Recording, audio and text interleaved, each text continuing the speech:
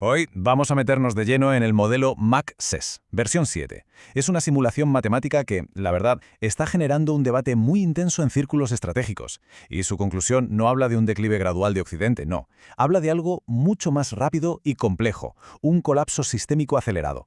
Esta es, digamos, la frase que lo resume todo. Es la tesis central, la conclusión puramente técnica del informe.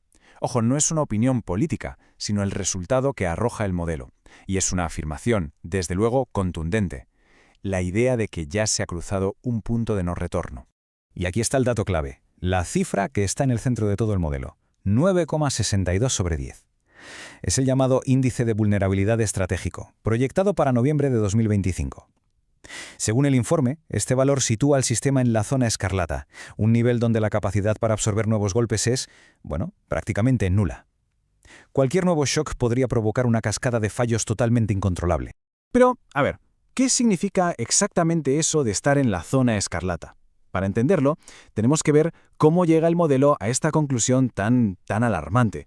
Primero lo más básico, el MAC fue creado por el analista Sebastián Emiliano Alonso Duarte, pero con un detalle muy importante, usó varias inteligencias artificiales como coautoras para procesar una cantidad ingente de datos y sobre todo para eliminar sesgos. Y su gran innovación es que no analiza la economía, la tecnología y la defensa por separado, sino que estudia cómo un fallo en un área, por ejemplo en los chips, puede detonar un colapso en cadena en todas las demás.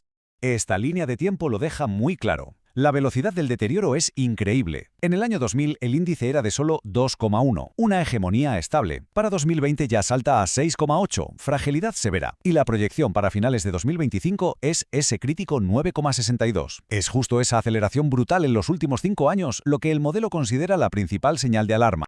El informe sostiene que la vulnerabilidad no es algo difuso, no. Se concentra en la interacción fatal de 3 factores muy específicos. Es lo que el modelo ha bautizado como la tríada del colapso. El primer factor, y el que el modelo considera más peligroso, es la dependencia tecnológica. Pensemos en esto. Más del 90% de los semiconductores más avanzados, que son esenciales para misiles, para la inteligencia artificial, para toda la infraestructura crítica, se fabrican en una sola empresa, TSMC, en Taiwán. Un bloqueo a la isla paralizaría la producción occidental en cuestión de semanas. El segundo es lo que podríamos llamar la atrofia de la base industrial de defensa.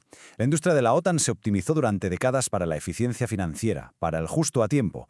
Sencillamente no está diseñada para una guerra de desgaste. El resultado, el informe señala que Rusia, por ejemplo, produce munición de artillería a un ritmo que es 3 o 4 veces superior al de todo Occidente junto. Y el tercer factor es la camisa de fuerza fiscal. Con una deuda pública que supera el 120% del PIB, el informe destaca algo que no había pasado nunca, que el pago de los intereses de la deuda en Estados Unidos amenaza con superar a todo el presupuesto de defensa. Esto en la práctica elimina la capacidad de imprimir dinero para ganar una guerra como se hizo en el pasado. Así que, si juntamos las piezas, el punto crucial es este. La interacción de estos 3 factores crea un círculo vicioso que es devastador.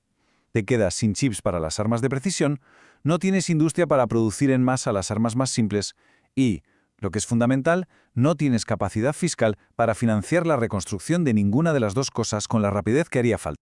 Y la combinación de estas 3 debilidades crea un problema de timing, de plazos, que es muy peligroso. Según el modelo, el verdadero riesgo no son las vulnerabilidades en sí mismas, sino el tremendo desajuste temporal que hay entre la amenaza y la solución. Aquí está la clave de todo. Por un lado, el modelo sitúa el pico de capacidad militar industrial del eje rival ahora mismo. Y por otro lado, las soluciones occidentales, como las nuevas fábricas de chips o el rearme europeo, no estarán realmente listas hasta la década de 2030. Ese hueco, ese vacío entre el ahora y el después, es lo que el informe llama la trampa temporal. La conclusión de esta lógica es brutalmente clara. El modelo calcula que existe una ventana de unos 24 meses, más o menos entre 2025 y 2027, donde el coste de desafiar el orden establecido es el más bajo en décadas. Desde una perspectiva de teoría de juegos, la inacción por parte de los rivales sería, de hecho, irracional. El informe también se atreve a simular la secuencia más probable de contagio. Y no se trata de un solo evento, sino de una reacción en cadena. Todo empezaría con un bloqueo a Taiwán, que corta el flujo de chips. Esto, casi de inmediato, paraliza la industria de defensa. Esa percepción de impotencia provoca pánico financiero y una huida del dólar. Y finalmente, la alianza transatlántica podría fracturarse si Europa decide priorizar su propia supervivencia económica. Entonces, ¿a dónde nos lleva toda esta dinámica? Bueno, pues el modelo corrió 100.000 simulaciones, las llamadas simulaciones de Monte Carlo, para proyectar los escenarios más probables en un futuro cercano. Y los resultados son, como poco, inquietantes.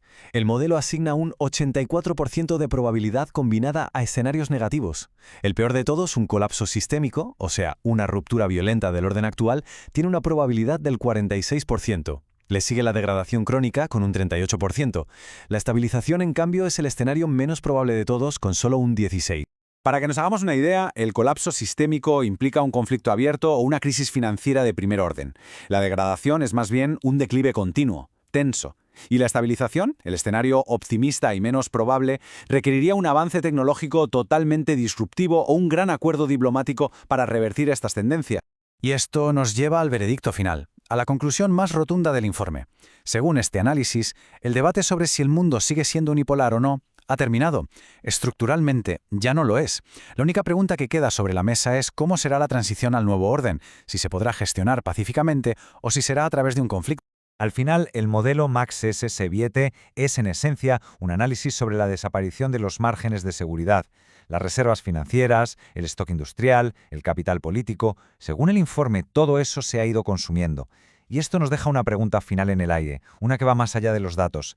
¿Qué pasa cuando un sistema tan complejo y tan globalizado se queda sencillamente sin ningún margen de error?